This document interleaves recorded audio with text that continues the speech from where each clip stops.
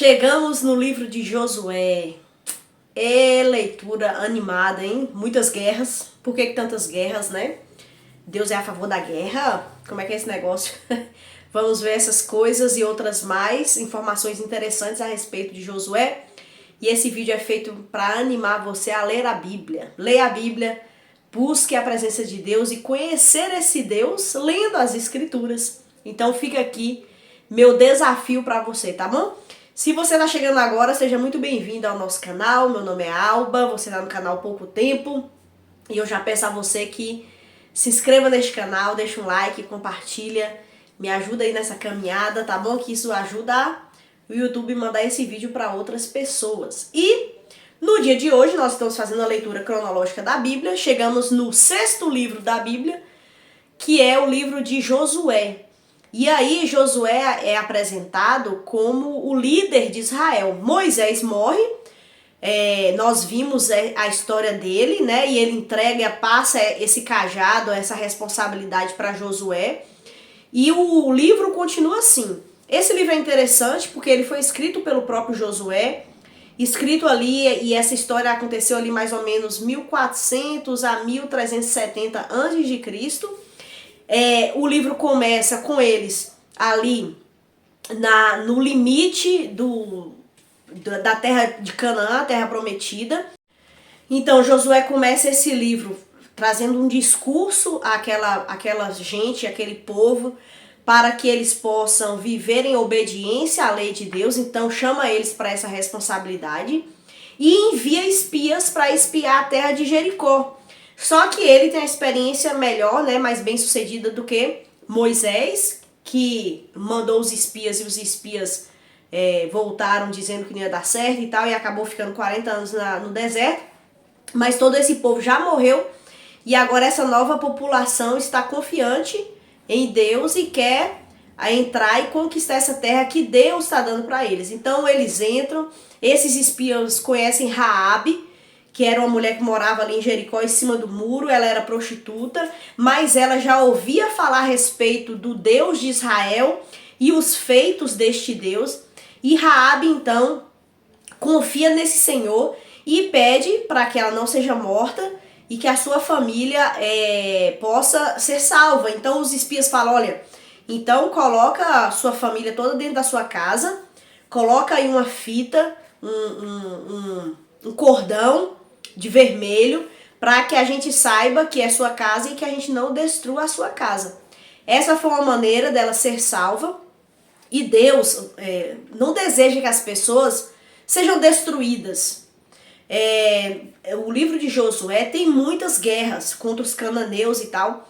E alguém pode falar assim, ah, nossa, mas Deus é um genocida. Que Deus é esse que mata e tal? Deus, ele deseja o arrependimento o tempo todo.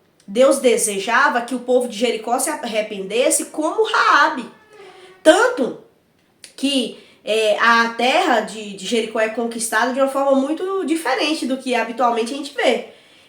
O povo ficou circulando aquela cidade, tocando aquelas trombetas durante 7 dias, da maneira que Deus mandou.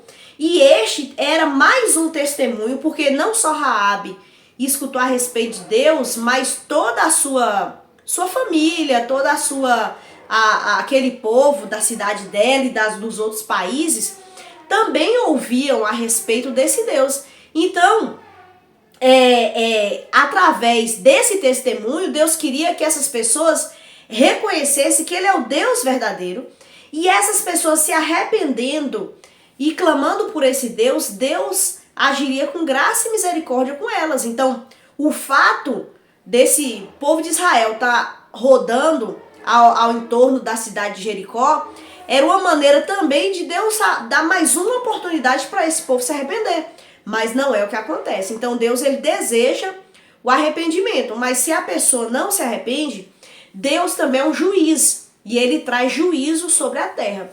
E aí o povo de Israel conquista a terra de Jericó, e a gente vê que Deus, ele demonstra que na realidade a guerra é dele, é ele quem conquista. Tanto que no início do livro, Josué, um anjo do Senhor aparece a Josué, e Josué pergunta, você está do nosso lado ou você está do lado dos nossos inimigos? E esse anjo fala, olha, eu não estou do lado de nenhum nem outro. Eu sou o anjo do Senhor que vai à frente do exército do Senhor. Aquele anjo está tentando, que é uma alusão ao próprio Cristo, né, uma teofania. Esse anjo do Senhor está revelando o seguinte, olha Josué, essa batalha é minha. Você é um servo, você é um instrumento, mas eu que estou conquistando. E era para o povo de Israel ver e reconhecer isso. Tanto que a cidade de Jericó eles vencem totalmente de uma forma milagrosa, porque é Deus quem batalha. Mas lá nessa terra de Jericó, Acã pegou ídolos e coisas escondidas e escondeu na sua tenda.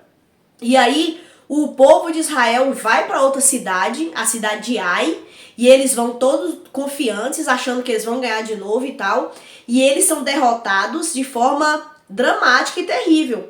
E o povo fica se perguntando, mas por que a gente perdeu essa guerra, né?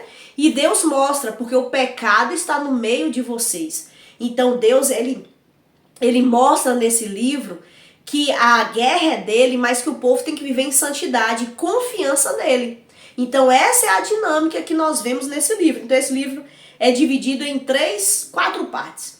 Do capítulo 1 ao capítulo 5 é Josué liderando Israel, essa conquista que eu acabei de falar da terra de Jericó, também a questão de Ai, também a família de Raabe, também o anjo do Senhor aparecendo. Aí, do capítulo 6 até o 12, nós vemos as descrições de muitas guerras. E o povo de Israel guerreia principalmente com o povo cananeu. Esse povo, Deus ordenou que eles fossem destruídos completamente. Por que isso? Não é que Deus deseja o mal, mas é que os cananeus, eles viviam numa situação deplorável, assim como o povo lá com Noé, né, quando Deus destrói a humanidade.